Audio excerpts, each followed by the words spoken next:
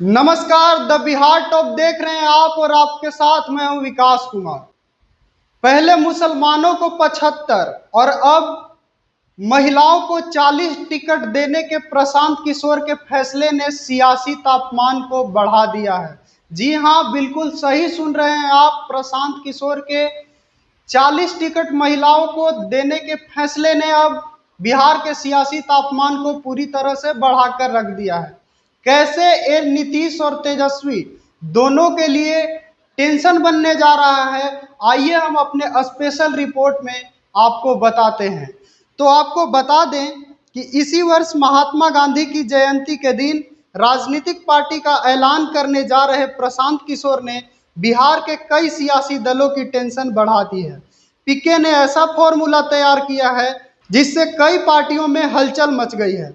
पीके ने मुस्लिम वोटरों के अलावा आधी आबादी और दलितों के लिए विशेष प्लानिंग तैयार की है। आपको बताते चले कि बिहार के मुख्यमंत्री नीतीश कुमार सार्वजनिक मंच से हमेशा दोहराते हैं कि उन्होंने प्रदेश में महिलाओं की स्थिति को मजबूत किया है।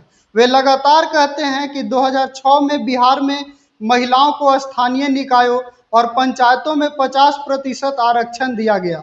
इसके अलावा 2006 में प्राथमिक शिक्षक भर्ती में महिलाओं को 50% आरक्षण दिया गया। बाद में 2016 में बिहार की सभी सरकारी नौकरियों में महिलाओं को 35% आरक्षण दिया गया। इसके अलावा वे ये भी कहते हैं कि बिहार में शराबबंदी उन्होंने महिलाओं के कहने पर की। कुल मिलाकर नीतीश कुमार महिला आबादी के बल पर बिहार की सत्ता भी संभालते रहे हैं। नीतीश कुमार को आधी आबादी का समर्थन मिलता रहा है। बीजेपी भी महिलाओं के आरक्षण का समर्थन करती रही है, लेकिन प्रशांत किशोर के नए फॉर्मूले से सियासी दलों का तनाव अब बढ़ चुका है। हाल ही में पीके ने कहा था कि बिहार की 243 विधानसभा सीटों पर अपने उम्मीदवार खड़ा करेंगे। उन्होंने ये भी कहा था कि बिहार में मुस्लिमों के अपने कोई नेता नहीं है। मुस्लिम समुदाय हमेशा से डरकर वोट करता रहा है। अब ऐसा नहीं होगा। वे विधानसभा चुनाव में 75 मुस्लिम उम्मीदवारों को टिकट देंगे। इसके अलावा उन्होंने दलितों के लिए भी फॉर्मूला तय कर लिया है। ताज़ा मामला आधी आबादी को लेकर है। जिस वोट पर जेडीयू को सबसे ज़्यादा भरोसा है, उस वोट में सेंधमारी करने की प्लानिंग पीके ने कर ली है। पीके यदि ऐसा करते हैं तो बिहार की आधी आबादी न सिर्फ उनके साथ जाएगी, बल्कि उनकी पार्टी को कई इलाकों में भारी जीत भी मिलेगी। आपको बताते चले कि प्रशांत किशोर ने महिलाओं को चुनाव में भाग लेने को लेकर बड़ी घोषणा की है। महिलाओं को लेकर एकदम स्पष्ट बात रखते हुए उन्होंने कहा है कि बिहार में आज की जो परिस्थिति है, उस हिसाब से महिलाओं के लिए मोर्चा और संगठन बनाने की बात सही नहीं है। उन्होंने कहा कि जन सुराज से जुड़ी महिलाओं को एक जिले से एक महिला को प्रतिनिधित्व दिया जाएगा, यानी एक जिले में एक महिला को प्रशांत किशोर टिकट देने जा रहे हैं। यानी बिहार में कुल 40 महिलाओं को मैदान में उतारा जाएगा।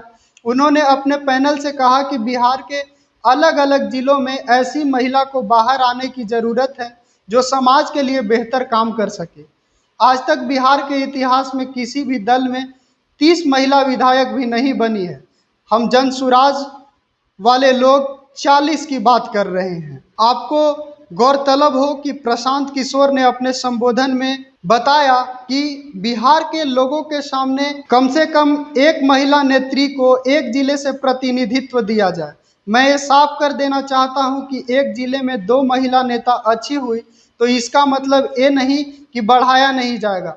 उन्होंने कहा कि इसे जन सुराज के संविधान में भी शामिल किया जाएगा। पार्टी बनाने से पहले पीके की ओर से ऐसी घोषणा हो रही है, जिसके बारे में जानकर बाकी पार्टियों के लोगों की हालत खराब है। आपको बता दें कि प्रशांत किशोर इसी वर्ष 2 अक्टूबर को अपनी राजनीतिक पार्टी का ऐलान करने वाले हैं। तो आपने देखा कि किस तरह से प्रशांत किशोर ने खास करके नीतीश कुमार के वोट बैंक में बड़ी सेंधमारी की तैयारी कर दी है, क्योंकि नीतीश कुमार हमेशा कहते रहे हैं कि महिलाओं के लिए हमने क्या कुछ नहीं किया। महिलाओं के कहने पर ही हमने शराबबंदी भी लागू की। महिलाओं का क्या स्थिति था, हमने महिलाओं को आरक्षण बढ़ाने का काम किया, उनके लिए आरक्षण की व्यवस्था की, क्या कुछ नहीं किया। लेकिन अब प्रशांत किशोर ने महिलाओं को 40 टिकट देने का जब से फैसला किया है, नीतीश कुमार के वोट बैंक में सेंधमारी की ये सुगबुगाहट शुरू हो चुकी है, जिससे नीतीश भी टेंशन में है और तेजस्वी भी अब टेंशन में चले गए हैं कि कैसे आखिर वो 2025 में मुख्यमंत्री बनेंगे, जब प्रशांत किशोर इतनी तगड़ी रणनीति के साथ काम कर रहे हैं। फिलहाल के लिए इस रिपोर्ट में इतना ही। देखते रहिए द बिहार टॉक।